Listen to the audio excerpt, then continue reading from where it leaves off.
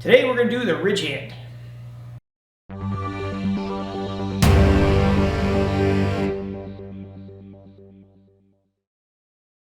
I've done this technique for years and I watch everyone go, whew! And yeah, no, not so much. Ridge hand's a fairly simple thing. You want to take the thumb, bring it down, hit with those 2 points. Bend the wrist a little bit, come in and hit. The problem with this technique is people do it in a bad way. What they do is they do it too stiff. They do it so they can injure themselves, and they do it so they can get hit, and none of that is good. First mistake I see with ridge hand is people go like this. As I do this, it just allows him to punch me in the face, which is never good.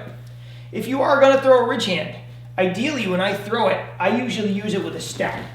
Because what I want to do is I want to get to his outside.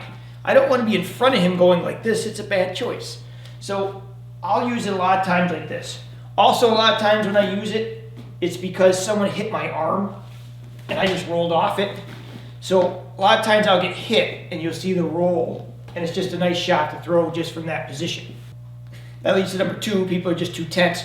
The reason they're too tense is they don't want to get injured, because you're throwing it in a direction where you could actually hyperextend your own elbow. So what they do is they tense up really hard so that they don't hurt their arm. That's okay, but tension decreases speed and doesn't make good hits. So what you got to do first is you got to learn to relax. When I hit him, I want to hit him more of as a whip, right? Like that. It's just a drop, it's a snap.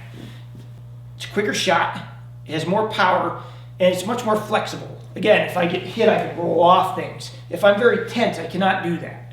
If I go like this and I'm very tense, I'm stuck. If I'm like this and I'm relaxed, there's a lot of things I can do to roll around it, or I can continue to work and come somewhere else.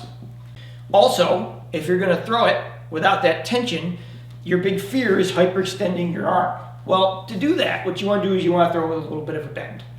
So I want to throw it like this, so when you see it land, it should have that bend in it, so you can't hurt it. Also, if you want to really make sure you don't hurt your arm, when you throw it, as you finish the blow, it should roll. Because by dropping that elbow, you don't get that backlash on your arm where you're going to hurt it. It's going to hit and relax to take the pressure off it.